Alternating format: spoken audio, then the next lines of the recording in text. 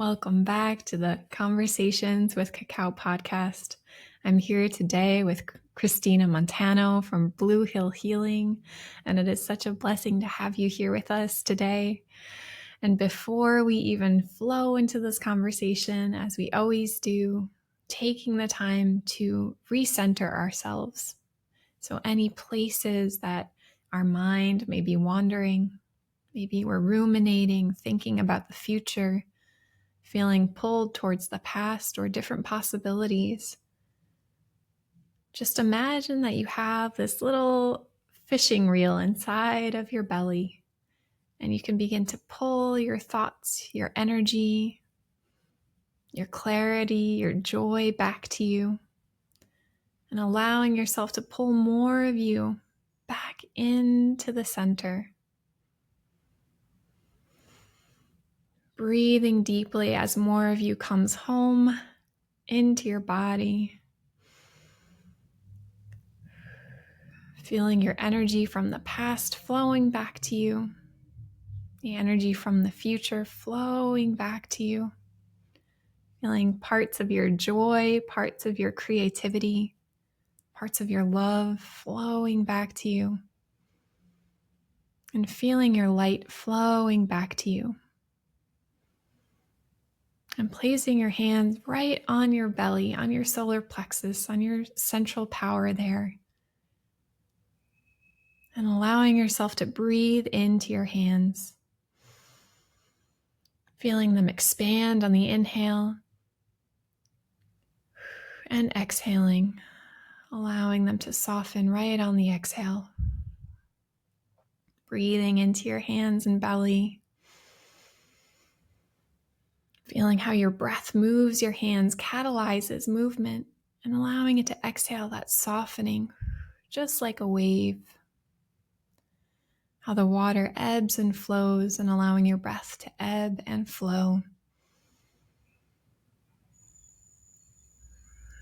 As you come back even deeper into this moment,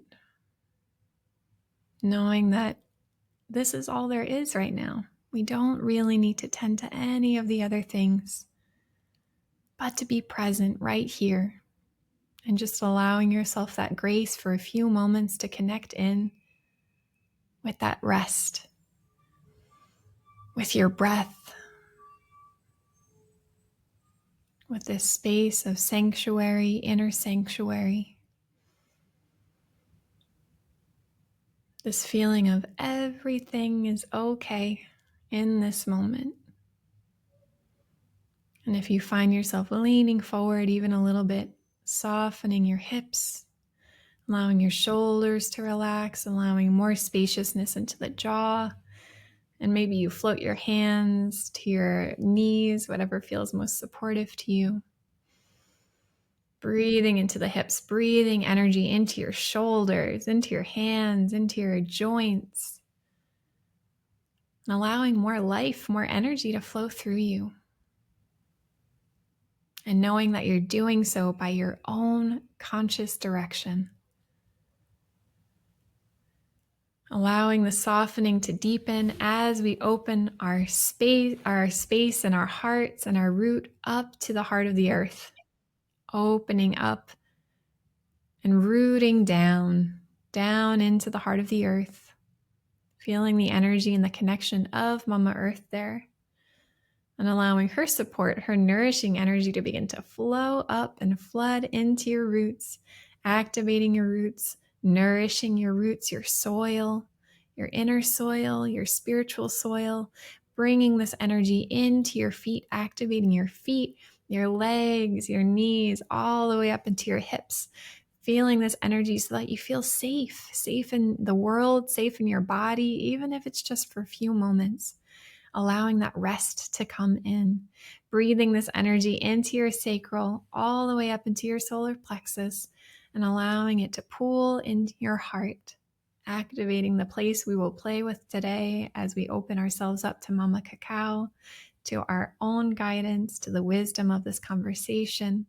And now rooting our head, our crown, our spine up towards the heart of the sky, opening up to the wisdom of the heavens, the wisdom of the cosmos, and allowing the light of the stars, the moon, the sun, the winds, the rainbows, all of this information to begin to distill down into what you need to know at this time, and activating this conscious awareness that you are connected to all things, that you are a part of the greater picture, but a part of this moment in time. And allowing this energy to flow into the crown, activating all of the light sensitive parts of the brain, opening up so that there's more space for new thought to come in, new awareness, new inspiration, cleansing and breaking apart old neural pathways so that new neural pathways can form, that strengthen your ability to see who you are, that strengthen your ability to hear clearly, to hear your own voice, to hear the voice of nature, of music, of play, of excitement, and allowing all of this energy to begin to just play in your mind, play in your ears, play in your voice, play in your mouth as you generate more energy, more space for creation, more space for new to flow in, and just allowing. All you have to do is open to allowing. Breathing is the best way to open this allowance, flowing into the nape of your neck. Sometimes the space gets a little cut off. We keep it in the past. We keep it where we can't see it. So just allowing this light to find you, to find these spaces that we maybe don't want to look at, and just sending love there, loving it up, that it doesn't need to be this huge, big, dramatic thing. It can just be the simple, simple light that's loving, a simple awareness that you are loved just for who you are. Bringing this energy down into the shoulders, softening the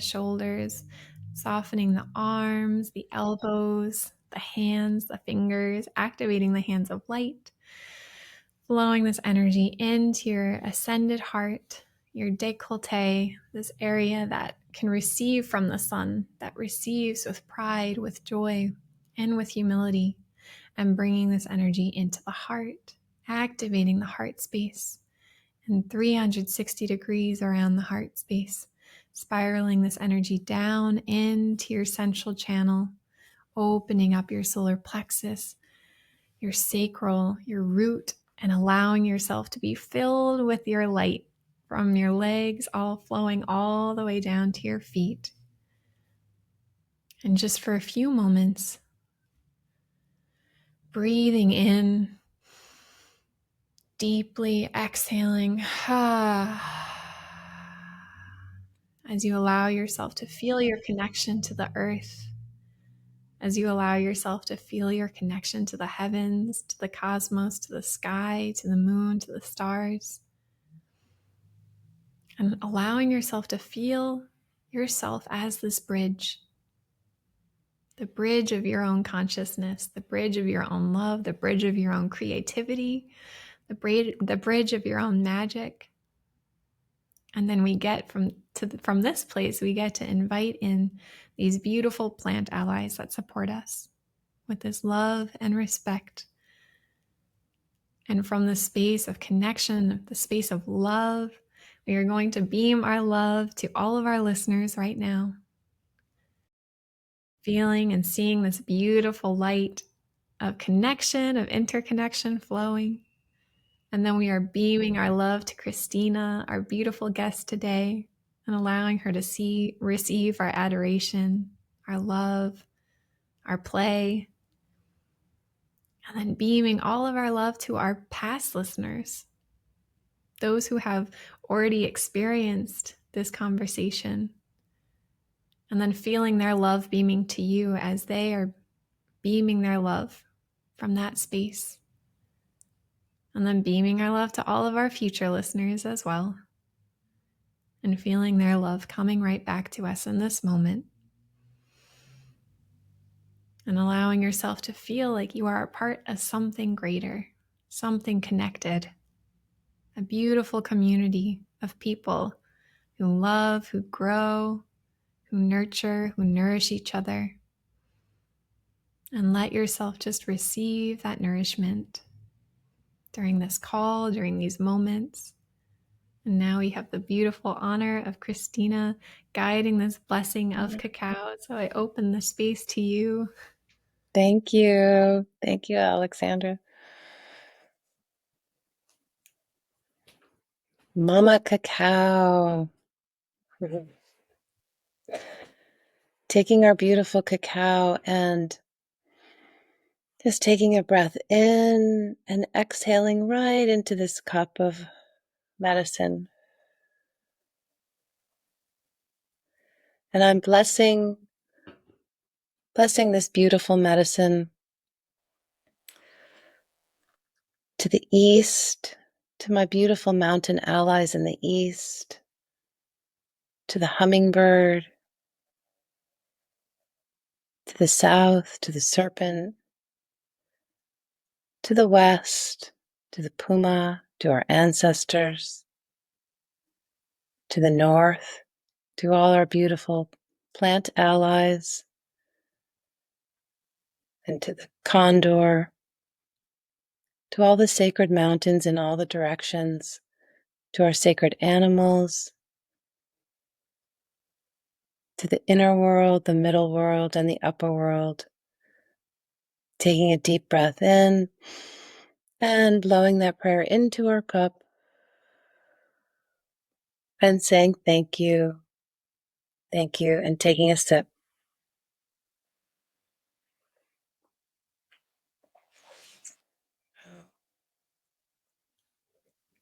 Hmm.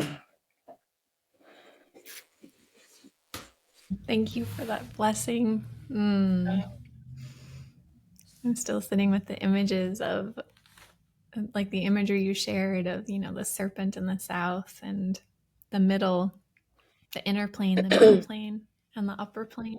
And really feeling into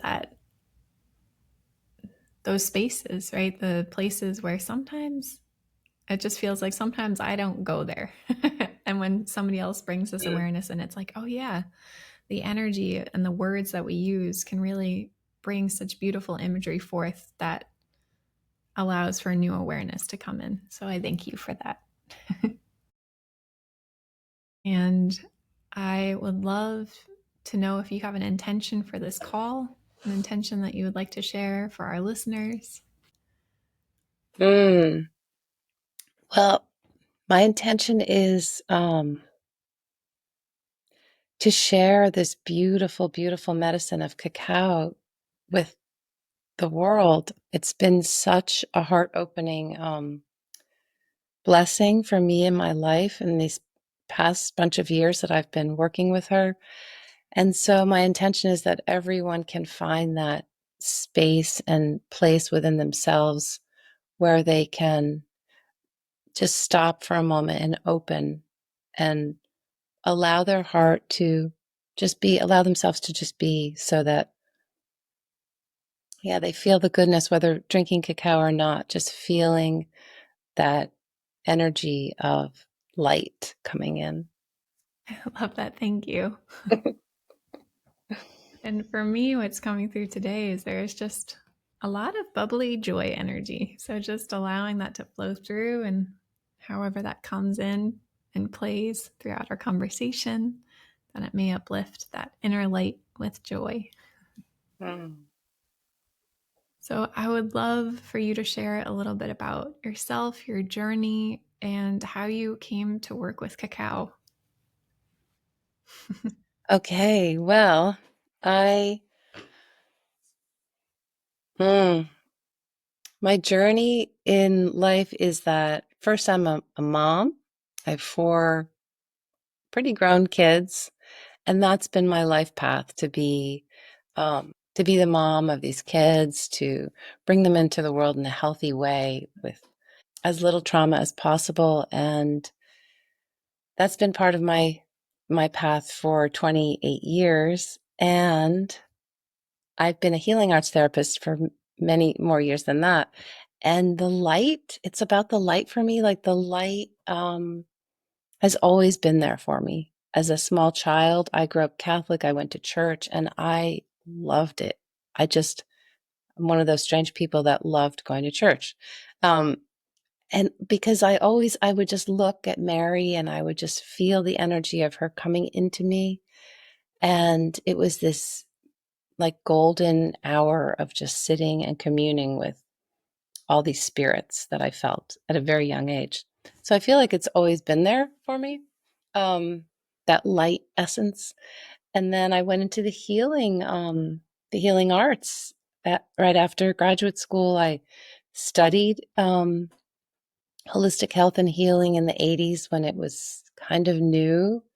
I saw this book on crystals in college and I was like, oh my God, that's me. And then from there, I did meditation and yoga and all the things, studied with amazing people.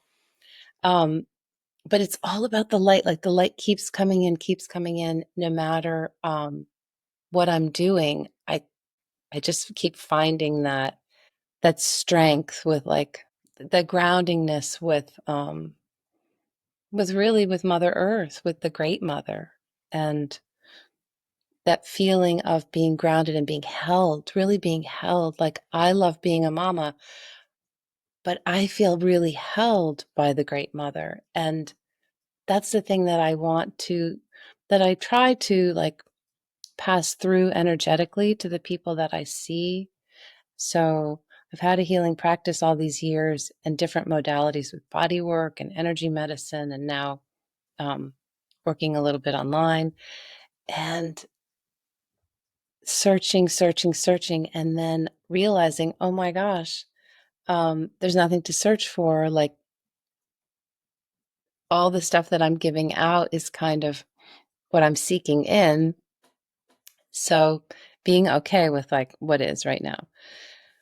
Um, so in 2020, I went to Peru for the first time, and that was like being home. Like it was like I've traveled all over the world, but I hadn't been to Peru. And Peru for me was like, I'm home. So I came back and I was just studying endlessly online and came across a course that specifically worked with cacao and the Andean cosmology. And then it just went on from there. And I started doing cacao ceremonies every new moon and full moon, drinking cacao every single day, ceremonial cacao.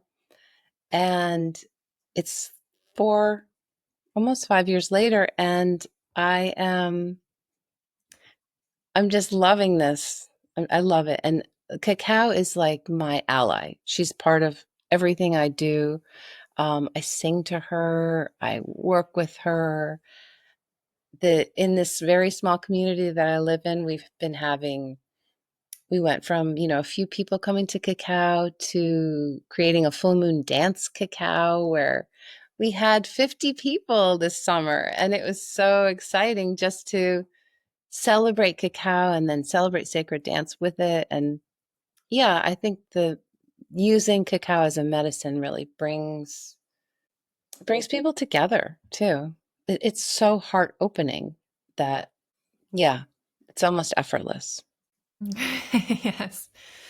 Uh, I just want to say, like, you can feel the energy of your work through your embodiment. You really truly embody this steady presence and this grounding presence, and in the way you speak as well, you transmit that. So it is very beautiful to really feel your connection to Great Mother. And I feel like it's something that is so wounded in our society and how we move through our day to day, this disconnection to Great Mother, to meet and get to hear from the women and the people who actually really embrace that frequency and embrace and understand and embody it and then can transmit it. It is really nourishing and healing energy. So thank you for doing that work and being that frequency pillar on our earth at this time. Yeah. Oh, and I love that your circles grew so much that it was like the small community and it grew. And I feel like the connection with cacao, it's something really easy to bridge people who maybe not be so spiritual into a practice that connects them with themselves again. Because everybody is comfortable, usually, drinking That's how we usually come together, is like food and drink. We go out to a Mhm. restaurant, we have people over, and I feel like it's a less vulnerable way of exploring. Not saying it's less vulnerable, because once Mama Cacao starts working with you, she opens some doors.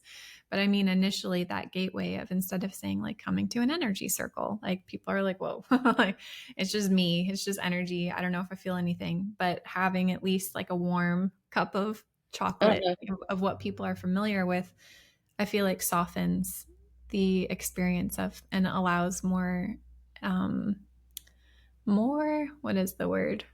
More curiosity, more openness to what could happen.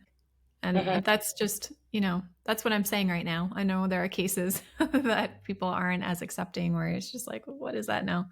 But I feel like having something in your hands, especially coming together in these big groups, kind of helps that. How do you feel in your healing Yeah, journey? I definitely feel like that because when I do a ceremony, a lot of well, one of the reasons I love working with cacao is that yes, she is so potent, but I can work, everyone can have her. It's not like doing other plant medicines where you really have to be in the presence of the a shaman that has studied that for, at least 15, 20 years. And cacao is just universal. Everyone can drink it.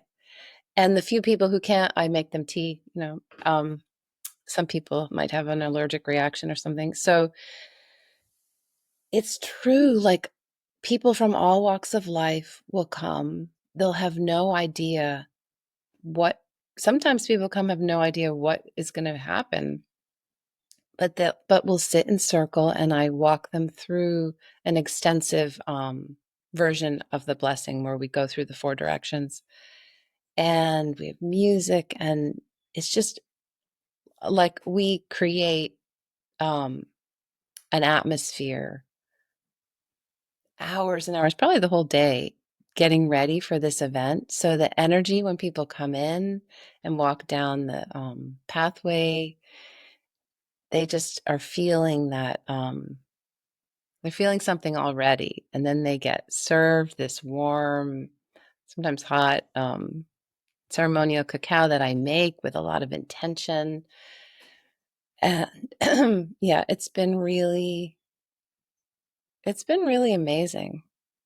Yeah, really amazing for me because yeah, the medicine is, I think it's what's needed right now, for sure. That heart center, that heart chakra, opening, opening, opening is, it's something that we can all experience freely, no matter where we are. I'm curious about what shifts, because you've been in the healing arts realm for so long, and if you could just articulate or bring us into the details of the differences you noticed before you were working with cacao, and then what cacao has actually done for you and your clients and the people you work with. Mm. Yeah, I think before all of my studies with cacao, and not really studies, but being with her, working with her, I think the difference is that I'm very centered in myself and I'm so grounded that I'm able to move with ease around my practice, around my life, around my family. So it's like this, almost like this goddess power energy that like comes in right from the top of my head, like from the heavens down in through. And compared to maybe before, if I can remember even, I was in a practice and I was tuned in, but not allowing. Like I think cacao is about allowing. It just allows for everything to be the way it needs to be, for everything to be okay, for everything to be grounded and centered. So I feel a lot more grounded and centered since I um, have been on my cacao path. Yeah, it's just opening. I think with all these beautiful plant medicines, they open doors. Like every time we take them, we open a door. And some doors, it's like doors that I didn't know were there even. And then I get to open them more. So it's like this um, cyclical movement, like inward, outward from the heart space energetically. I really can relate to the space of that grounded presence, that embodiment, feeling more coming from your center. And one of the realizations that I had when I was first working with the medicine, when I was learning how it grows, how the cacao tree grows and has these deep, deep, deep roots. It's like goes all the way down into the earth. It goes into like the layer of gold. Sometimes it connects with that frequency in the physical earth, and but just these wide deep roots. And I realized for me, I'm like, wow, that's what she's helping me do is like grow down into the earth, be embodied, be present. Because and I have the tendency to be this very flighty kind of, but she's like, nope, ground in, ground down, be present, be here in your body. You need these strong roots, the connection to the earth, be here on this planet. Like, we're given this body here now to be here, to do things in the physical, not to escape into the angelic realms, into the, fairy realms. Exactly. But how do we navigate that within this body, and then and allow that magic to really come through us as we express in the physical? So that was sometimes stern teachings from her. I'm like, but I don't want to.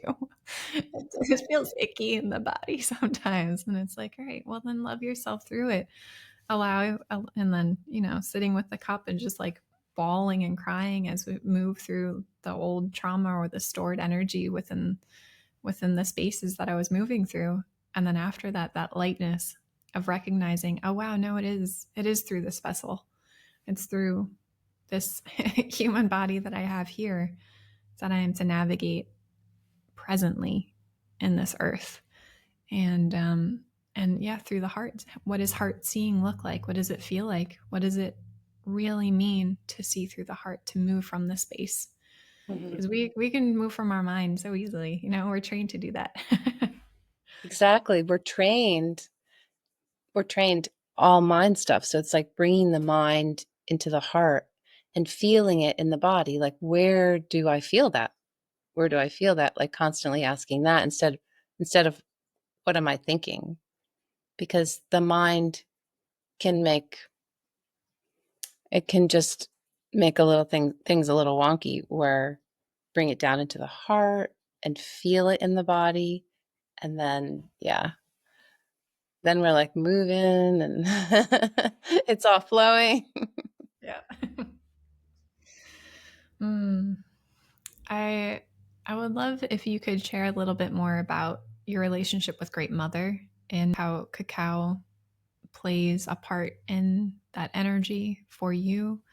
Because I feel like it's something that some people know, but I don't feel like it's as talked about as much. So if you could explore what that means to you. Yeah, well, for me, the Great Mother is Mother Earth, and it's the energy of life. It's that life-giving energy, which is the mother.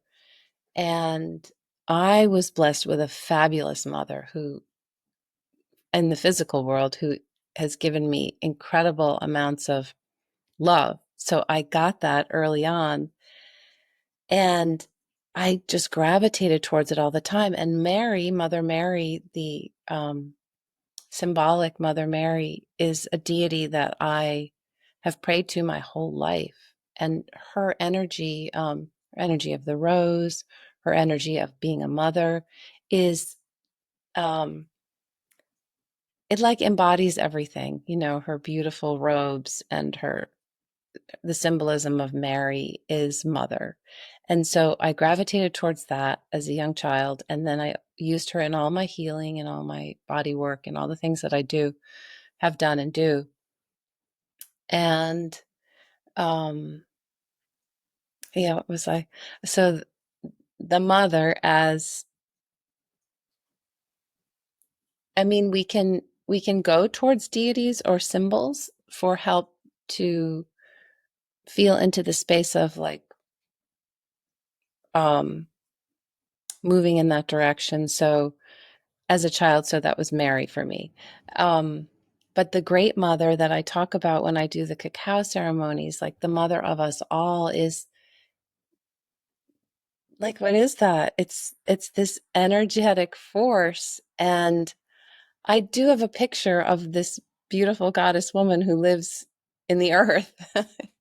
But it's not a physical thing. It's an energetic feeling of being held.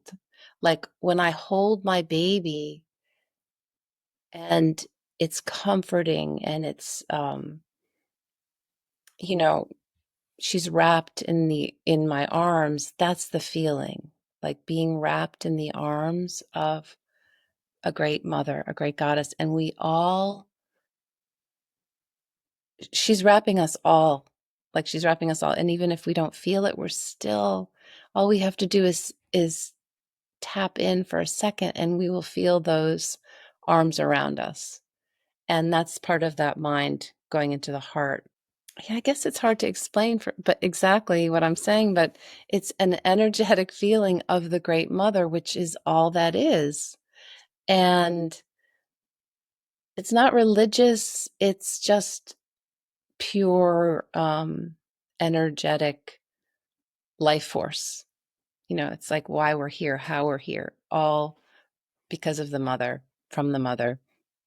So when I talk about it, yes, I'm saying mother, but I'm using that as a word because I have to explain it, for this feeling of deep, deep, deep, deep unconditional love. That's what it is. It's like deep unconditional love and deep connection. And when we know that we're completely connected without a doubt, again, I think that's what we need to know, because when we know that, we can move through anything, because we're like supported. It's that support that the mother gives us, the great mother gives us, that the nature, the energetic mother gives us.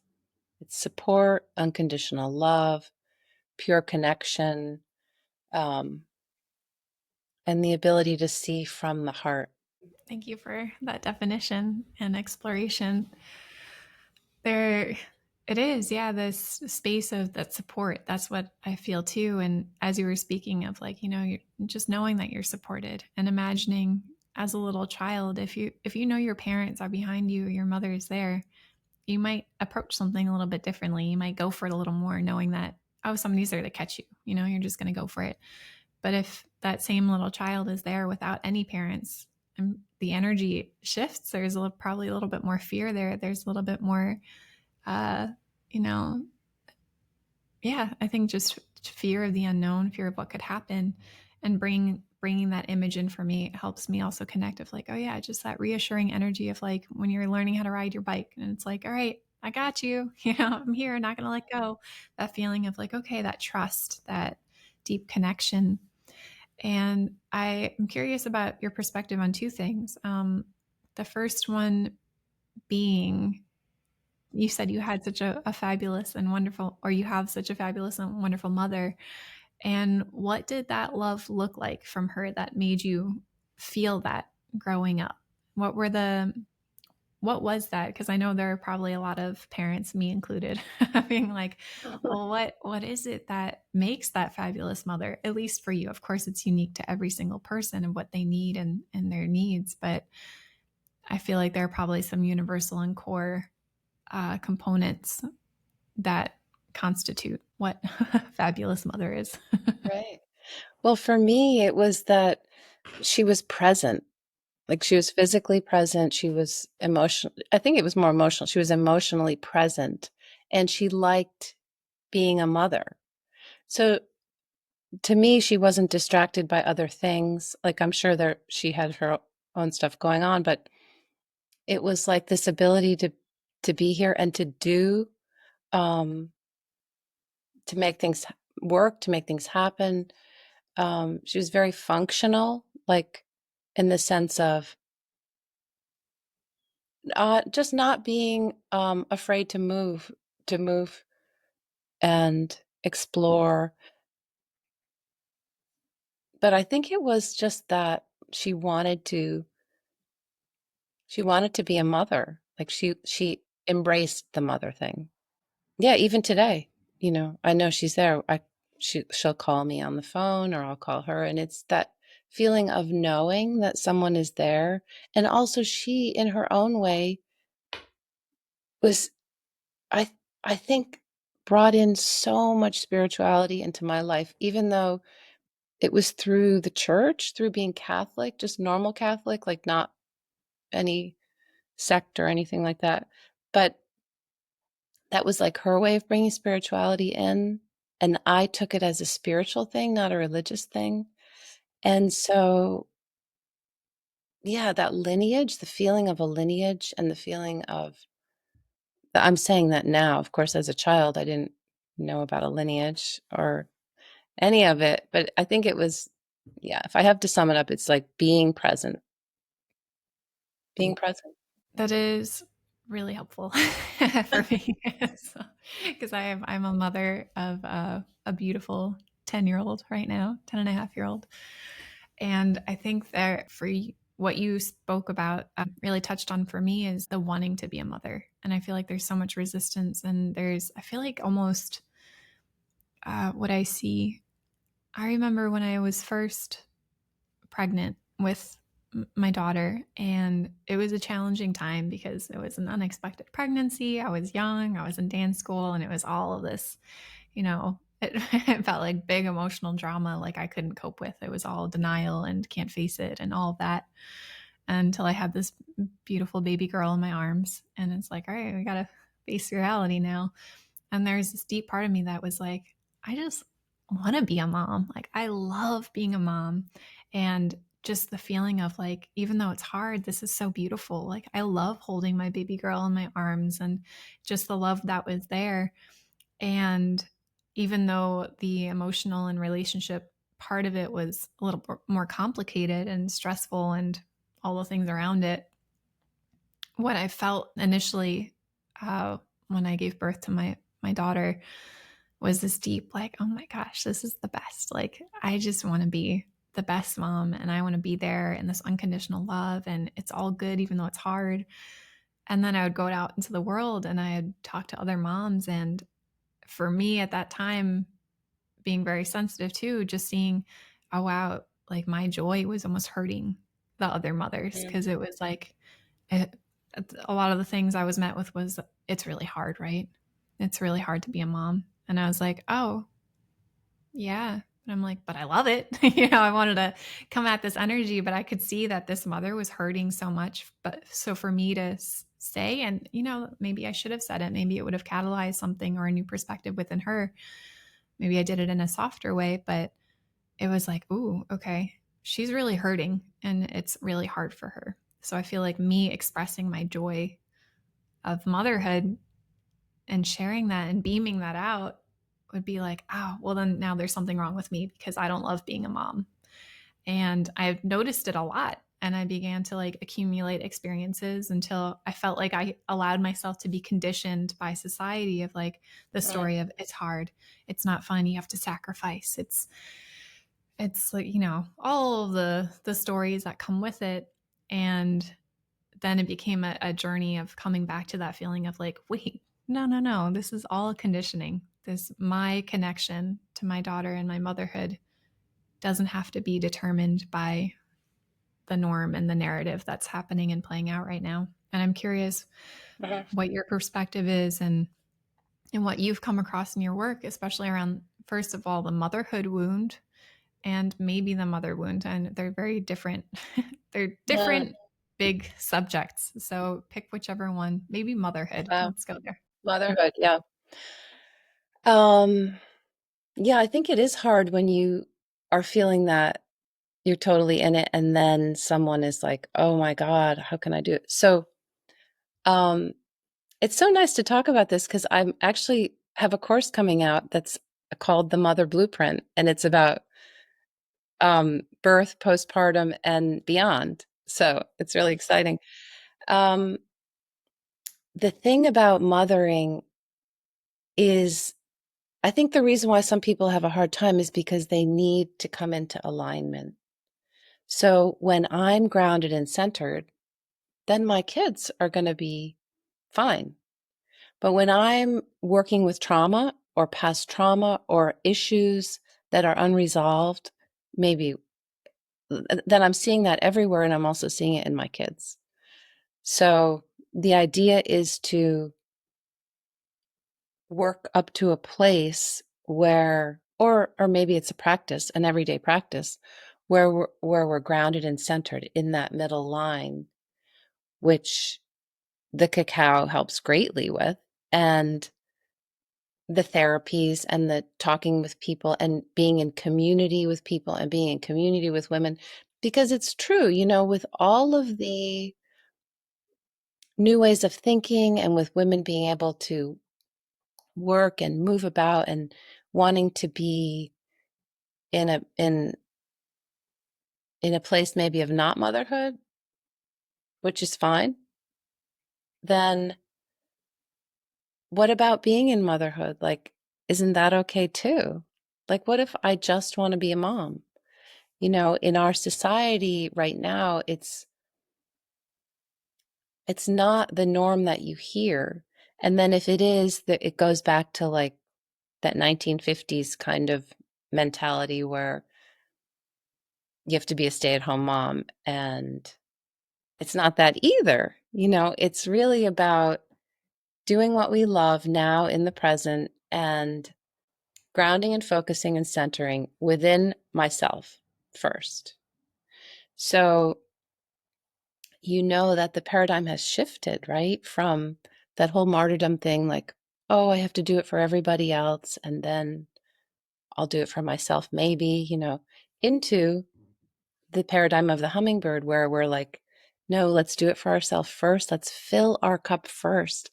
Just like the hummingbird goes from flower to flower to flower, drinking the nectar of every flower and filling up. And then all that spills over to all the people around us right now. We're talking about our kids.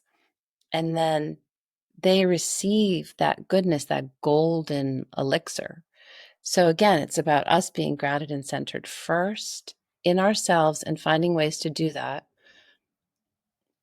Drinking the cup, meaning like self-care and taking time for ourselves so that we can like come back to the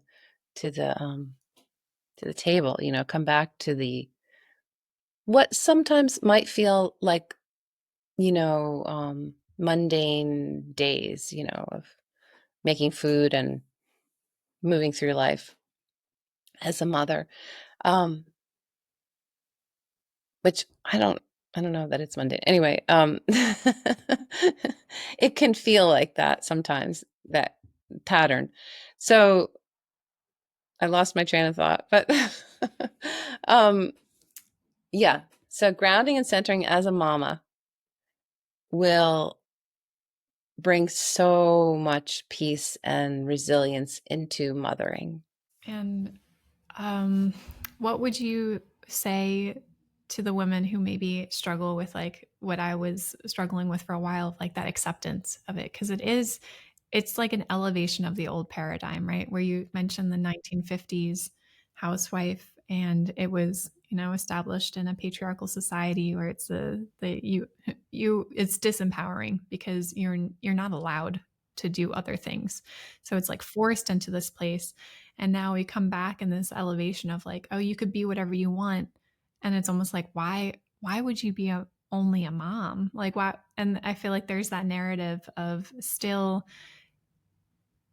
it's still in the patriarchal lensing of the separation from the mother, the separation from the feminine, and the separation from the empowered connection to womb space, to mothering, and to the creation of all, right? Because when we're Yeah. separated from mother, we're separated from creation. There's that wound there of the acceptance of, yeah, I come from something.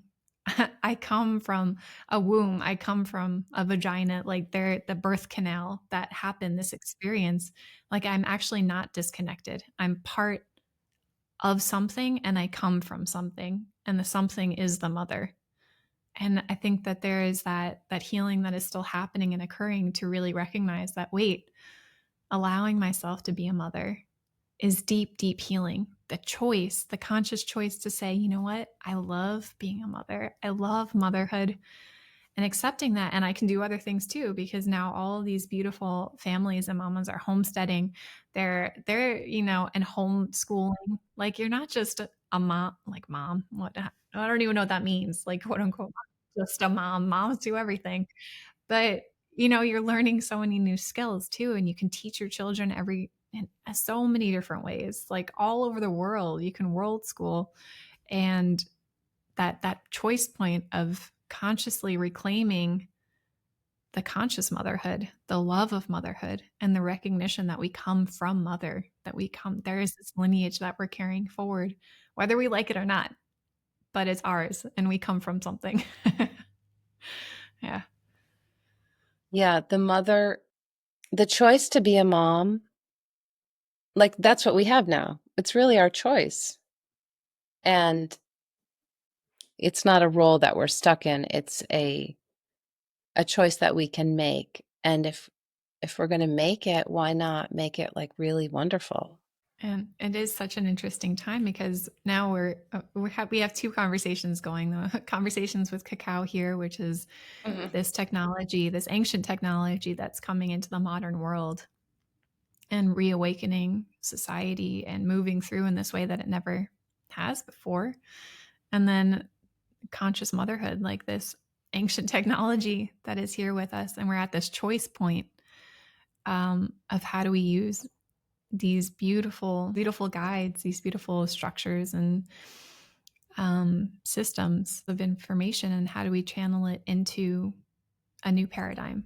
Because we're a part of that, right? We're on the cutting edge, and Yeah, how do we move forward? So, lots of questions for our listeners to ponder, to reflect on. I know. Yeah. I think the medicines help us move forward, like all these plant medicines.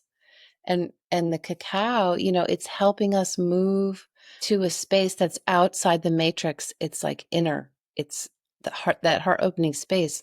And when we move and live from that space, it's opening, like we said, these doors that are different ways of thinking, different ways of not even thinking, it's a knowing.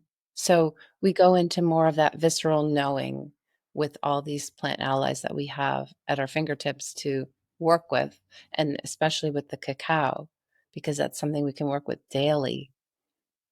So, yeah, they're the allies that are like full on working with us right now. It's amazing. All the plants. I mean, Yes, yes, yes. So much support. I would love to know how dance moves through you, because you mentioned that in your circles that you have cacao and dance, and what role that plays in your life as well. oh, well, for dance, it's funny. I love to dance. I've always danced. People have asked me my whole life if I'm a dancer, and I'm not. Like, I'm not trained or anything. But maybe another lifetime or something. So I have a good friend here in Maine who is a dancer, and I've done lots of dancing with her. And she created her own sacred dance, similar to Five Rhythms, but bringing in a lot of other a lot of other movement. And so I do the first hour of cacao ceremony, and then she brings in her playlist with the dance and guides everyone through it. So together, we just have it works. And yeah, and for me with dance, I love it because I get to move my body freely. Like I dance every day just on my own, at home, just to kind of move the things that I'm thinking into the body.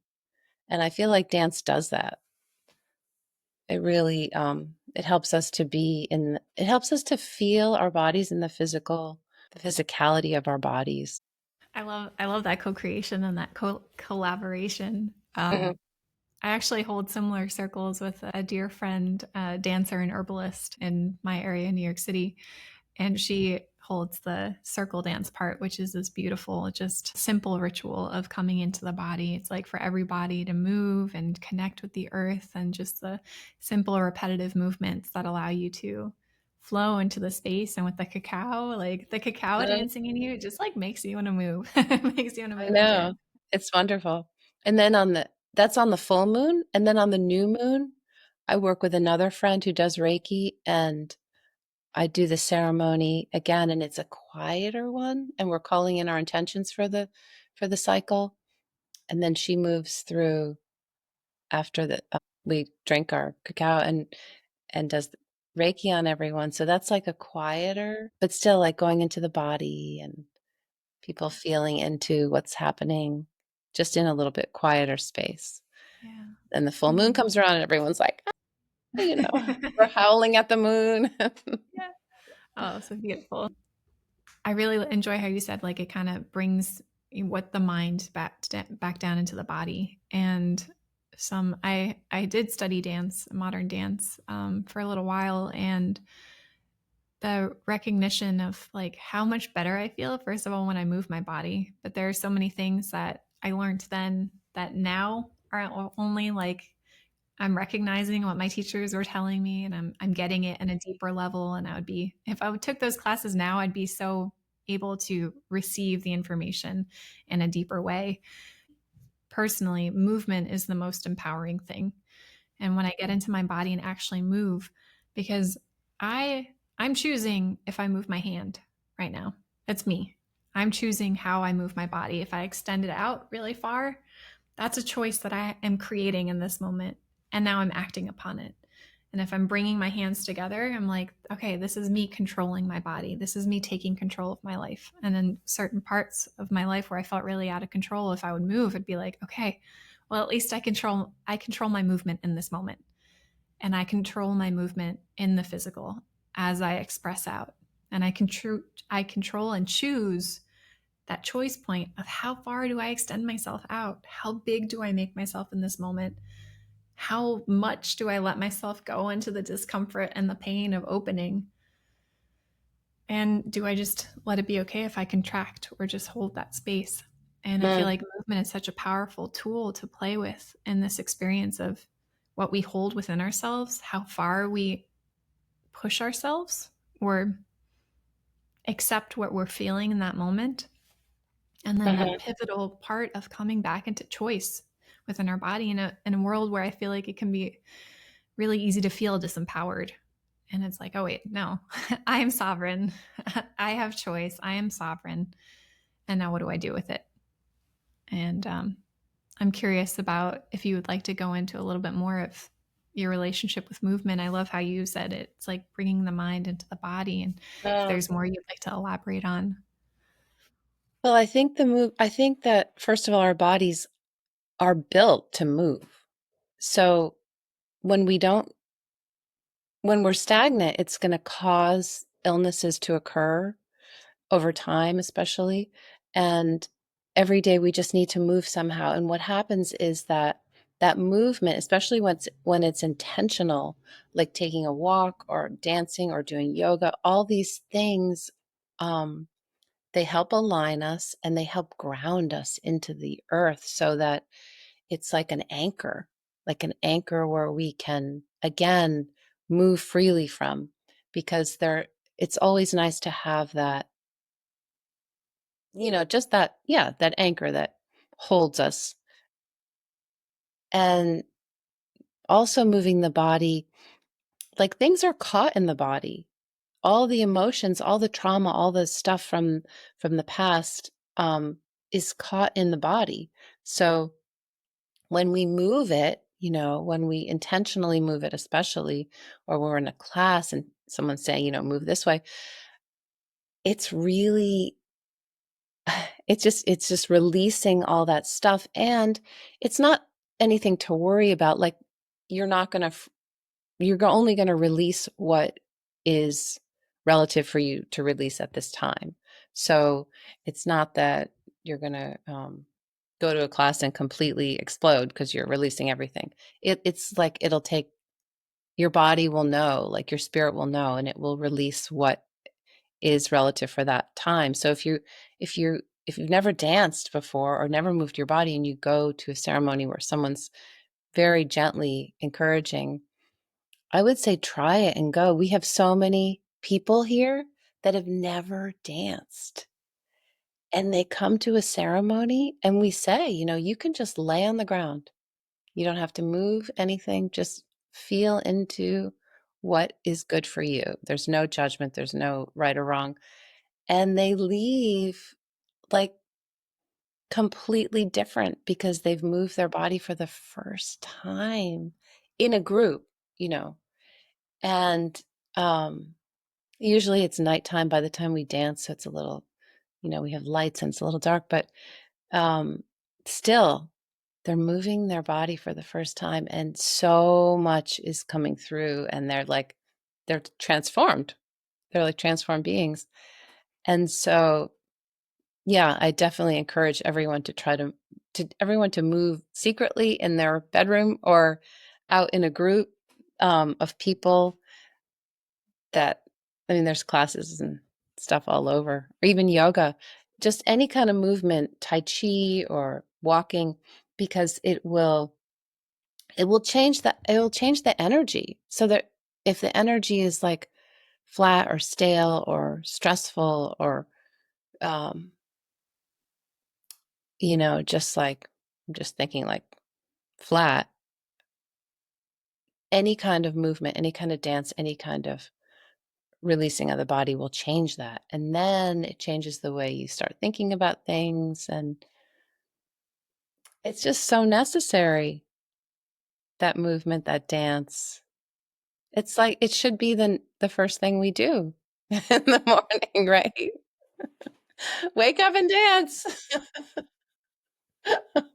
Oh my gosh, yes. I think we'd have a very different world if everybody got up with like, yeah. And you know how everybody gets excited when they watch a video of someone dancing Yeah. or music, And like you know? committing to it though, like Yeah. fully embracing that. Yes.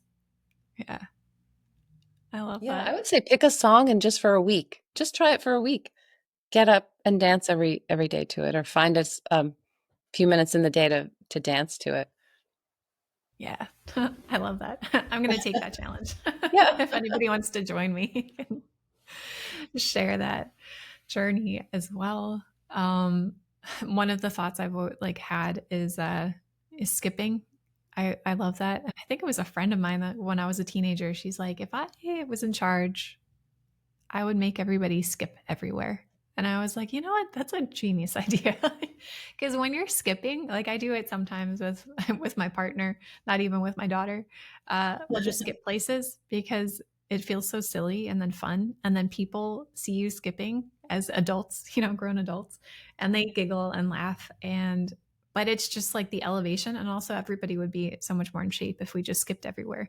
But Yeah. also try, like, just being out in public and start skipping, like, it's the best thing. It's so much fun. It's so fun. Like imagine like the whole avenue in Manhattan, everyone's Yes. skipping to work. That'd be fun. Oh, I love it. I would love to know, what is your favorite cacao to work with? Oh, Yeah. well, I've been experimenting. I when Right now, there's two that I really love. I don't know a lot of ceremonial cacao, so I just joined this beautiful offering of these cacao women, and I'm learning about all kinds of cacao places. In the past, I've gotten just raw cacao from the jungle in Peru. From a friend of mine brings it back, and that is a little bit bitter, but I have been using cacao from Prophecy Chocolates in Vermont, and Mateo is I guess he's a chocolatier. I don't know him well, but I've talked to him a little bit. And he sources his cacao from Peru, from the jungle, I believe. And it's small farmers, sustainable farmers. And the way he makes it into these bars, it is so beautiful. and it tastes so good. And he's got a bunch of different varieties. And I've been going with the regular cacao. And then I also bought, which I'm not remembering the name, Cuperina Macamba. or something like that. It's another version of the cacao Okay. that's a little bit lighter and softer, which I tend to drink that one a lot. Um, and so I get it from him. And then there's the Mayan Wisdom Project in Guatemala that I've been following for a while. And I buy their cacao. They make these beautiful round discs, and it's all women working and operating in a sustainable way. And they make the cacao. Um, so those two are the ones that I've been drinking in the past year or so. Yeah. And when I go to Peru, I always just buy whatever looks good that's sustainable from farms and stuff. Beautiful. Yeah, I'm very familiar with both of those cacaos, and Oh, good. Mateo is, yeah, we've had a lot of conversations together. I've pulled him into a few conversations with cacao things, and he's a beautiful, beautiful being and so much fun, and is creating a lot of magic in Vermont, and all of the like sourcing from local, embracing the what Vermont has to offer, what the local farms there and the crops that are produced there offer, and then also bridging that ancient the South American medicine with the North American medicine, which is the prophecy of the condor and the eagle that he Yeah. holds very beautifully. Yeah, and yeah, the Mayan Wisdom Project is has really beautiful cacao as well. Very different. The energetically for me, they're like so different, but both very beautiful. Um, yeah, very nice. Mm. Have you done any of the Mind Wisdom projects, 20-day challenges? Yeah.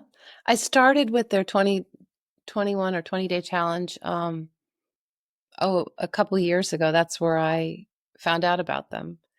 Because once Okay. I started drinking cacao, it like magically comes up on your phone. Um, and I found them and I did their challenge, and that was great. And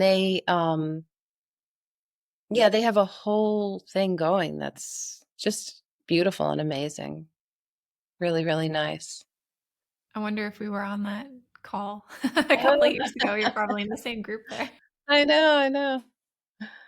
And they have Very so beautiful. much wisdom that they're sharing about their culture, and it's really beautiful because most of the stuff I learned is Andean shamanism, and I worked with the lineage of the seven rays.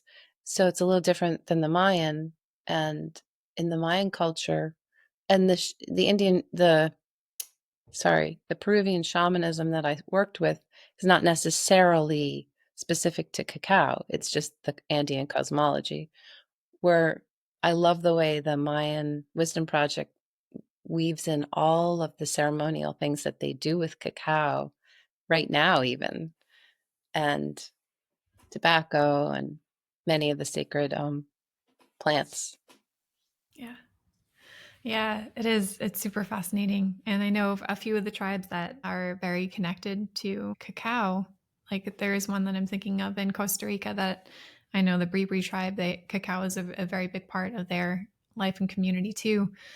It's a very gentle, beautiful plant medicine, cacao, but there's so much you can do with it. And there's so much wisdom that the women who carry the knowledge of it, it's like 50 years of training before you can actually become the one who is the keeper of the wisdom of cacao. Like it's not to be taken lightly. That just like we were saying of the other plant medicines, of course it's super important with medicines like ayahuasca and like the more potent, like very very strong. But also with cacao, there is that element of like knowing that it is such a soft and gentle bridge, and this beautiful medicine that everybody can connect with. But also on the other side, there is so much wisdom that we only know like this fraction of, and that people study for, 50 or 60 years Mhm. to be able to carry this wisdom with reverence and share then their knowledge. It's super fascinating. It's Yeah. such a beautiful thing. I just heard yesterday about this beautiful temple that was uncovered in Peru in 2010. And it's like a temple to a goddess who was buried there, and they found cacao um, in a vessel in the center of it. And I'm automatically like going online looking for it. I'm like, okay, I gotta go there. I have to feel it. I have to be in it. But it was beautiful and fascinating. And so much more is just coming to light at this time as we continue to open our hearts and recognize our connection. I'm curious. So what are you finding for you, like what you're moving through at this time? Because I know it's been a little bit challenging on our planet. And I'm curious how you approach your day to day, like maybe some of the practices that you really use. I know you say grounding into yourself and using the light as a tool, but if you find yourself, out of balance from the collective energy, what boundaries do you place around yourself so that you can really show up for you in your day to day life? Well, I think that consistent ritual is really important. Like I have an altar, and that's a wonderful thing to create. And it doesn't have to be elaborate. It can be like the four elements symbolically placed, for someone that wants to create one. So I go to my altar every morning and I work. Um, well, I'm a mesa carrier. Do you know mesas? Mesas? Oh, I'll show you. They look like this. They're a bundle, and they carry special stones and called kuyas, and they were. It was. I did it in ceremony with my teachers, and so I work with my mesa, and basically a mesa is an altar. So when you sit in front of your altar, it's open. You're connecting with everyone in the world who has an altar, any religion, any spirit, anywhere, anything. So it's like this sacred, symbolic energy, and it has the elements in it, and the mountain spirits, and the animal allies, and um, that's what I work with every morning. So I just hold it and I connect in, and you don't have to have a mesa. You can just connect in with the four directions. That's what I do. I connect in with the four directions. I say a little morning prayer and either use my breath, or sometimes I'll burn some Palo Santo or um, some sacred smoke. Normally, I'll just get up and tap into my altar, use my breath, say thank you to the day, to the morning, feel it in my body, and that's it. Then I start my day. And I can use these the elementals, the earth, the air, the fire, the water, they're always available for us to call in. Um, our spirit beings, our guides, they're always here. They may not like contact us, but if you contact them, they're like right there, like right here by your side. So I never feel like I'm walking or navigating alone. I have all this energy and of the mountains, of the animals, of the elements, of the guides around me all the time. Um, so that's what I lean into if I feel a little wonky, like, oh, to realize that whatever's happening out there, whatever's happening in the news, which I don't watch, in the matrix of society, it's it's just happening, and I navigate with it, not even through it, just kind of with it, knowing who I am, knowing who I am and where I am, which is I say that grounded and centered space because I see it as this energetic like line that keeps me um anchored. And I think it's a practice coming to that knowing that, again, back to Mother Earth, that she's holding us, that our allies have our back, and believing in that source as um yeah, it's like an unwavering source that is always there. So that will help to navigate through a hard time. Also, just realizing that, okay, where is that hard time? It's in my head. I'm thinking this about this or this about this. Breathe it down into the body, into the heart. Breathe it down. Okay, it's that situation, like breathe it down, breathe it out. And when we go take that little pause and use the breath, you know, the breath, the breath is probably one of the best ways to center. We just go down into that breath. And the stuff that we don't need falls away. And then we can open our eyes and move again. Thank you so much for sharing your practices with us and guiding that, um, guiding us into that space. That is definitely something I'm going to be using in my life. That breathing from the mind down into the heart, and I feel like for me, it's recognizing sometimes the mind becomes the manager, the one in charge, and it's like, but that's not what it's meant to do. So now the wrong person's in charge. We need to give it back to the manager. We need to give it back to the one who can actually handle it all, because the mind isn't built for that. And then it's like, okay, breathing it. I love the direction of like all of these thoughts, what's creating it, and then breathing into the heart. And it's like, yeah, I'll hold you. I feel like this beautiful net that you can just float in, and it's all good. I'll take care of it. It is. And you're right. The mind is the manager. The mind is doing its job. Like it likes to think and it likes to control and it likes to keep us safe. So it's kind of like, thank you, mind. Thank you for doing your job. But I'm going to drive. You know, the mind wants to get in the driver's seat all the time. So it's about saying, thank you, mind. You can sit over the passenger or you can get to the back of the car. I'm going to drive now. And then that kind of settles the mind because it knows it still has a job, but not the job that you might need at that moment. Yeah, exactly. Maybe the mind needs to sit in the passenger seat and find the good playlist, or just look out the Exactly. window Like you give the or mind a take a nap. job, you do the music. Because the mind is never going to say to you, go into your heart, right? Yeah. That's something that that's just not his job or her job. I would Mhm. love for you to share a little bit about the knowledge that you've acquired from the Andean cosmology. Like, I know nothing about that region. I'm very new to that world and that those ideas and principles. Yeah. Well, shamanism is basically working with seeing everything as alive in the way that I view it. And the Andean cosmology works with this symbol called the chakana, and the chakana is that Andean cross that you might see.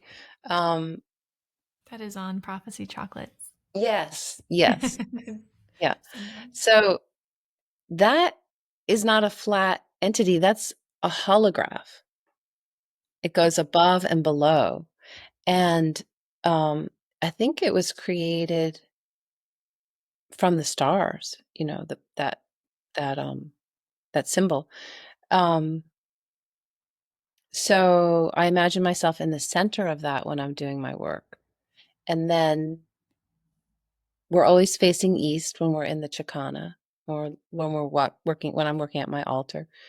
And so then I have the west behind me, the north to my left, and the south to my right. So I'm working with the elements. So this is what I'm not an Indian shaman, but from to my best ability to explain it, I'm working with the elements and the portals in those directions. And in from the portals are like places you go, like they're dimensions you go into. So if I'm working with the south, let's say, I'm working with the great Amadu, the serpent, and I'm working with releasing and shedding. Um, and each portal has has an animal, a mountain, um, a an element, and it's also not set. So my teacher, one of the teachers I worked with, he would say, it's not set until it's set by you. So I have the serpent in the south when I'm working right now, but you might have a bear or you might have the condor or someone else. So it's about like tapping into to these portals and working with them. And it takes like it takes forever. I'm just starting to work with all this stuff. And so yeah, that's what I've learned. I've learned to work with the Chicana in this Andean shamanism. Um, through the lineage of the seven rays and working with the ley lines and um, the energy of these portals and places and spaces and time and animals and allies. And it gets really, really deep. It's hard to explain because it's hard to go there, but I can see it. And it's this lush garden of, um, I can actually smell Peru when I'm talking about it right now. It's like this lush garden of spirituality or spirit-filled learning to explain things. I know a lot of it is symbolic or can seem symbolic, but it's ways to explain energy for me. Like it's ways to explain how things are. But as started learning and as I started going deeper and deeper, I realized that it's just about going in deeper and deeper and having the time and space to embody, what I'm learning and feel into it. Every time I do a cacao ceremony, I call on all these entities to help me. When I go into a bodywork session that I'm giving, I call on everyone to help me. So it's like this rich, vibrant group of beings that are always around. That doesn't really answer your question, but that's kind No, of I how think it's really I beautiful. am taking the teachings that I received and am working with them, and it's my explanation of it. But yeah, it's it's so beautiful, and I just fell into it like a natural. For me, it's just so natural and clear. Yeah, and that's what helps me on this forward momentum, like this forward movement and this opening. It's a beautiful, beautiful, energetic uh, cosmology, I guess. It's not religion. It's not, yeah, spirit filled life. Because in Peru, everyone's living this energy. So it's not really something like you read about too much. Yeah. We have the privilege of exploring the world and seeing all these different traditions and the ones that we really relate to, uh, bringing what resonates with us back and then allowing it to become what we make it at this time because we aren't born in the lineages of the Mayans or the Andean cosmology. So I think the way you illustrated it is very beautiful and how you use it in your daily life and how you relate to those energies. That was something I struggled with for a while too, is when I started working with cacao as well. And even when I was like out of high school trying to figure out what I wanted to do, I was like, I would just want to move to the Amazon and I want to become a shaman. And then I had all these limiting beliefs being like, you can't just do that. There are no women shaman, like in that reality that didn't exist. People didn't just go to the Amazon because I was like, no, you had to be born into the tribe. And it was all these very strict rules in my brain. And then I grew up and I'm like, what? You could do that. You could just like go and learn from the elders and you didn't have to be from that lineage. That was something I grappled with, especially with cacao of, well, this is a sacred medicine to these lineages and I don't come from that lineage. So how what gives me the right to share this information when they have spent, 50, 60 years studying and learning the traditions and honoring this plant? Who am I to come in and be like, let's have a cacao circle, Mhm. And that was something I really had to churn over within myself over and over again and have lots of conversations and talk and ask a lot of people. And I think, just coming to the place within me of the acceptance of, okay, yeah, I am from New York. I grew up in Austria and I don't have like indigenous blood in me from any of the lineages that I'm fascinated by or connected to, be a Native American or Mayan or whatever the lineages are. But just allowing myself to open up to their wisdom and their knowledge, and then allowing myself to act as the pollinator of maybe my role isn't to carry that frequency as a frequency holder in that clear, strong, powerful way that the indigenous and the elders are carrying it in. But I can allow myself to like be that hummingbird where when I'm with this energy, I'm present, I'm steady, I'm focused, and then I receive what I need and then I spread that what and transmute it within me and then share that. And I think it's so beautiful the way that you shared how you bring it into your daily practice, how you allow yourself to bridge the wisdom that you received Mm. and here this is how I relate to it and the sharings. I'm curious what your perspective is maybe on my thoughts here. Well, I think that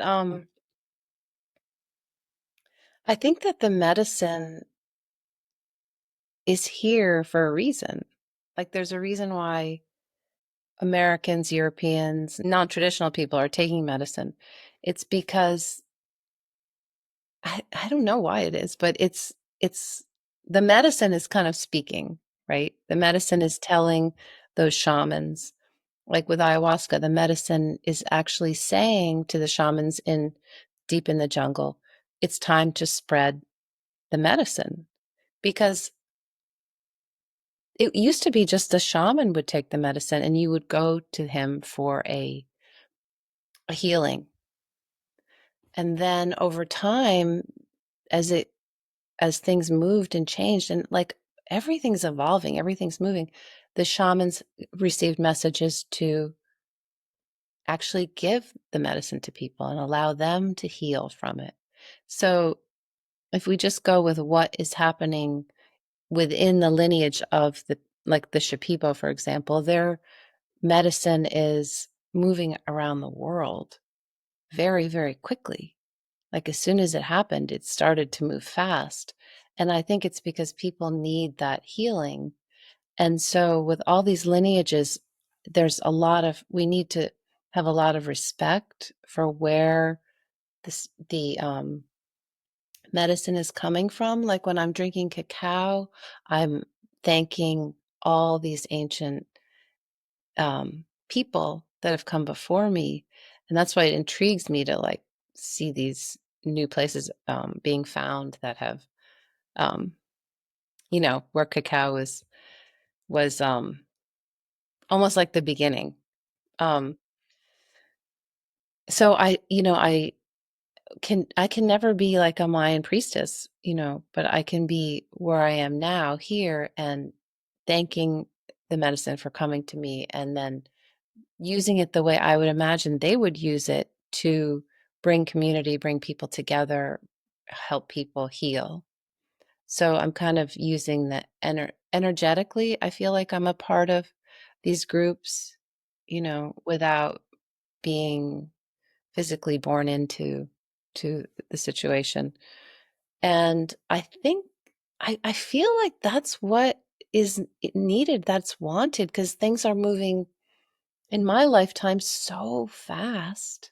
Like just talking to you on this portal of the internet is Yeah. magic. When I was in elementary school, we had these weekly readers and they talked about like being able to see the person you're talking to on the phone, and that's like already happened, you know?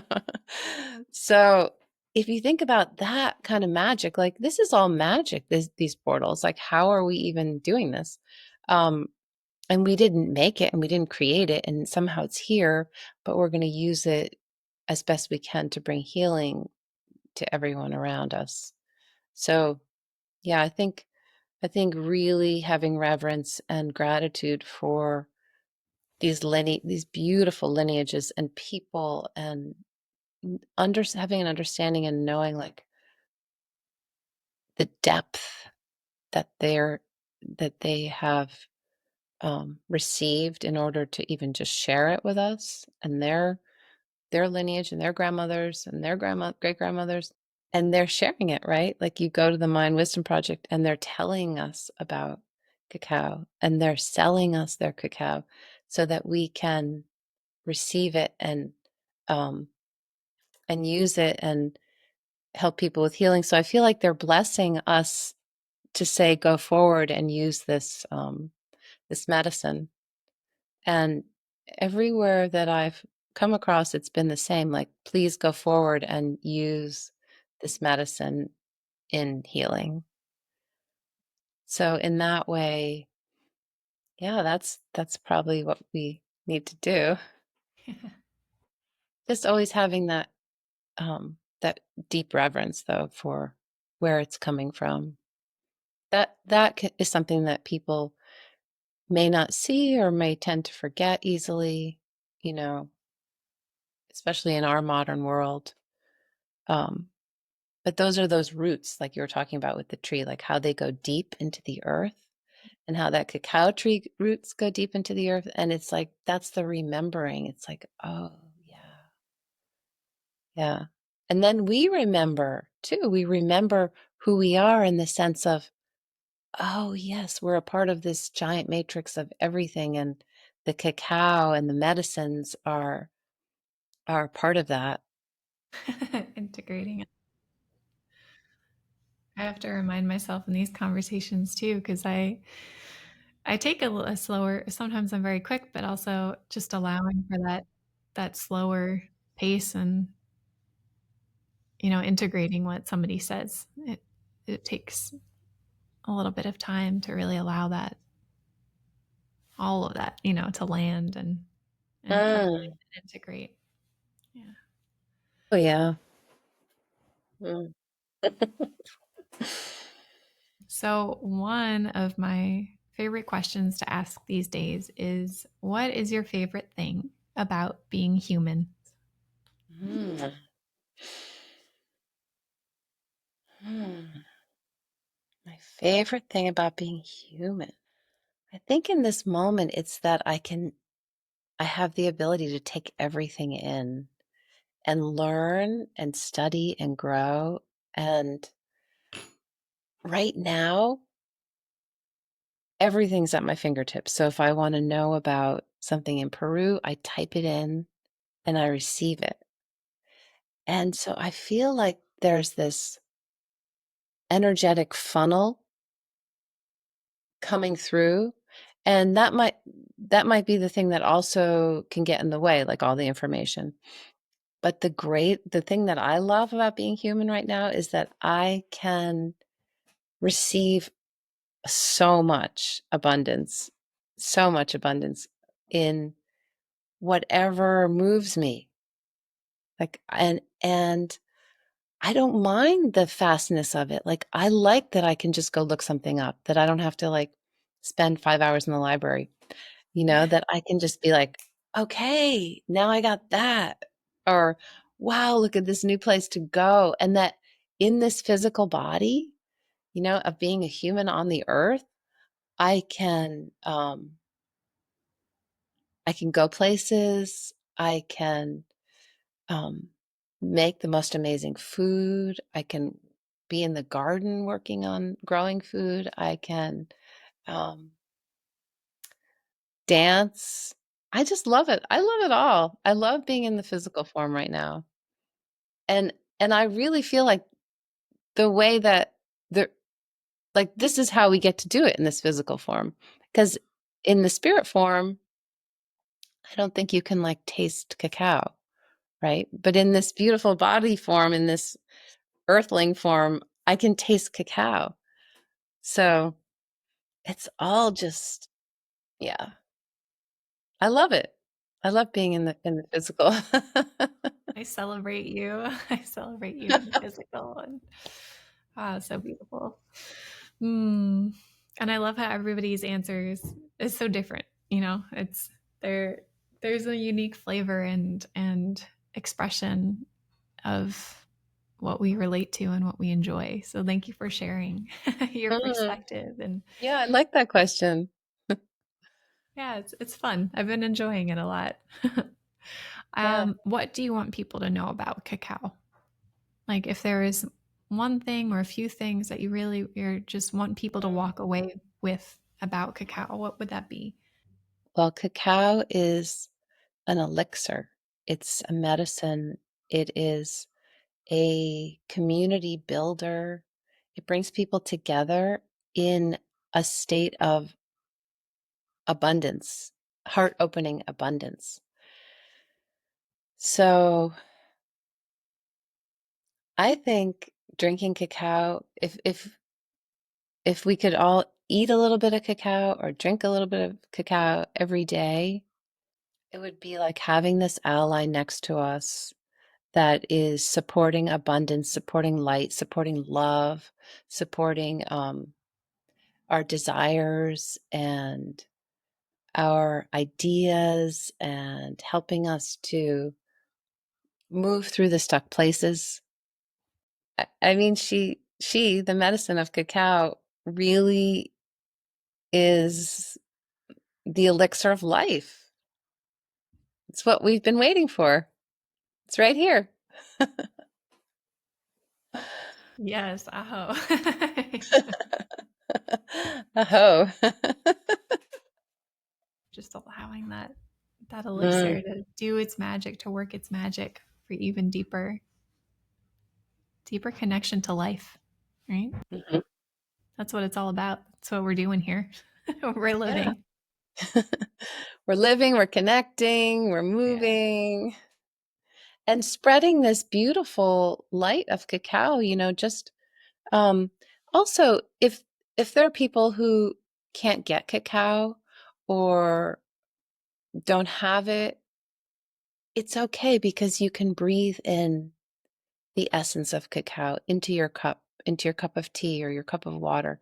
It doesn't necessarily have to be this amazing chocolate elixir. If you can't get it and you want to have those heart opening feelings for your day, just breathe it in with your intention because the intention is the strongest, tool that we have when we can intend that energy into the cup. Mhm. I love that you brought that in, and it's very important also to remember that we can connect beyond the physical.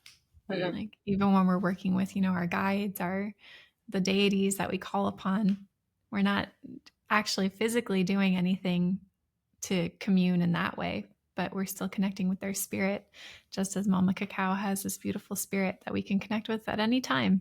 Doesn't matter where we are and what we have in our cup or not. But yeah, thank you for that reminder. Mm. Part of the tradition on this podcast is that the previous guest leaves a blessing for the current guest. And I would love to share the blessing from the previous guest with you. So just allowing yourself to open up and receiving the love and the blessings. um, for the blessing for the next person. Just have fun and be playful and just take it easy. That's it. There's part of me that wants to do a really nice elaborate song too, but that's it. Just have a good time and be playful and just don't worry about taking things so seriously. Mm.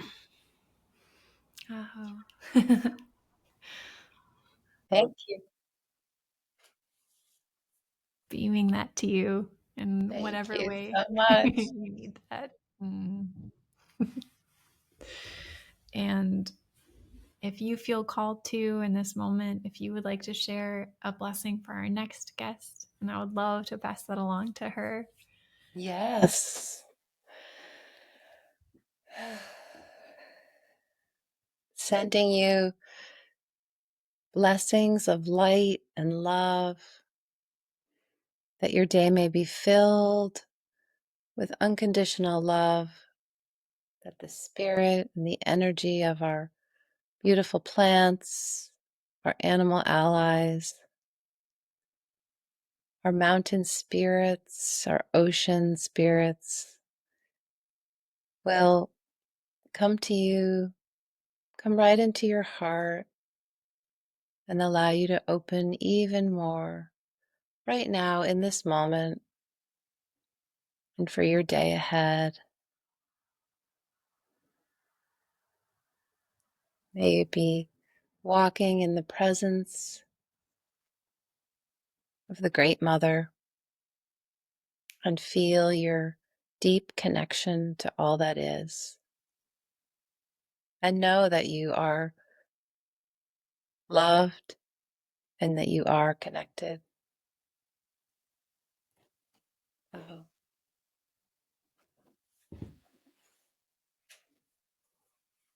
Thank you. I look forward to passing that blessing along to our next guest. It has been such a pleasure. Thank you for your time. Thank you for your wisdom. Thank you for sharing who you are with us and allowing a little snippet into your life and your magic. And I would love to know the best way that people can reach out to you and connect with you. And I'll be sure to place it in the description as well.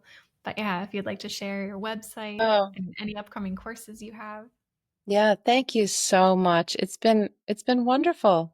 Really great to talk with you, and I always learn something new in every conversation I have. So thank you so much.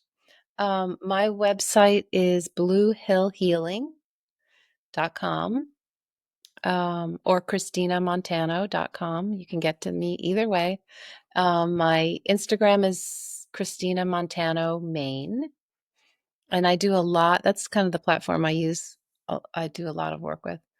Um, I have an upcoming class that I'm so excited about. I haven't really advertised it yet, but it's called um, Mother Blueprint, and it's birth, postpartum, and beyond. And I'm so excited to be sharing that with the world very soon. And I have a couple of retreats coming up. Um, one retreat to Peru, another one here in Maine. And you can find them on the website because I'm not sure date wise how how when this will come out or anything. Um, yeah, so you can go and find those on my website. Everything should be there, or Instagram. Yeah. And you can call or text me anytime. Yeah. Wonderful. Oh, thank you so much. And I will be sure to have all the information of the best way to contact Christina. And if you're inspired and curious about her course and just want to connect in general, yeah, we'll make it easy for you. Yes. Oh, and also I have if you're in Maine, we have 2 ceremonies a month, cacao ceremonies, and I'll be starting an online Sunday morning cacao ceremony for everyone. So yeah, that information will all be in the same places. Thank you. Beautiful. Yes. Thank you so much. Thank you. Thank you. Thank you. It has been a beautiful, beautiful time together. And I've received some nuggets that I'm just like, all right, now in my day, I'm like going to like digest it, mull it over, use the practices and tools. So I appreciate and thank you for the wisdom that you enriched my life with. Oh, thank you so much for saying that. It's so nice. So thank you, Christina, for your time. And thank you to all of our listeners here today. As we always do, allowing ourselves to close our space with love and with reverence as we work with this beautiful plant medicine, just taking the time to honor Honor the cacao that is flowing through our hearts, honoring the energies that support us in our daily life, honoring the wisdom that has come through this call, and just allowing yourself to consciously take a few moments to integrate, really feeling into what did you receive today? What really pinged you? What lit you up? What made you begin to question more things in your life, to take a deeper look? What made you feel really calm and steady?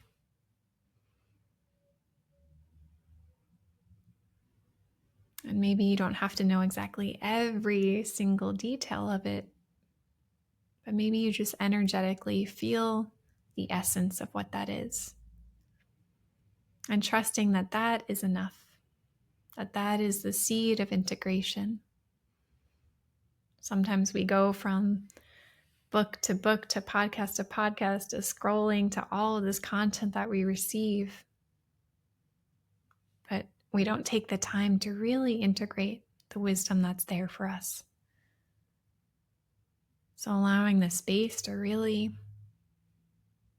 allow yourself to come in to your body again. Come home to yourself and take the nuggets of wisdom that you need with you on your journey, during your day, in your life. And from this space of conscious integration, we give thanks to the heart of the earth. Bringing our awareness up above, we give thanks to the heart of the sky. Bringing our awareness to all around us as we give thanks to the energies of the north, of the south, of the east, and of the west. Bringing our awareness to the light within as we give thanks to the heart that beats within us. Giving thanks to all of our guides, our guardians, our protectors, our plant allies, our animal allies, all of the energies that support us, our ancestral lineages, physical and non-physical. And giving thanks to the heart and to the spirit of Mama Cacao, allowing all the energy that supports us to unfold into our lives with ease and gentleness and joy and grace in a way that delights our minds, bodies, and spirits, and the minds, bodies, and spirits of those around us. And so it is, knowing that it is done, it is done, it is done, and it is fun, it is fun, it is fun. Aho. Oh.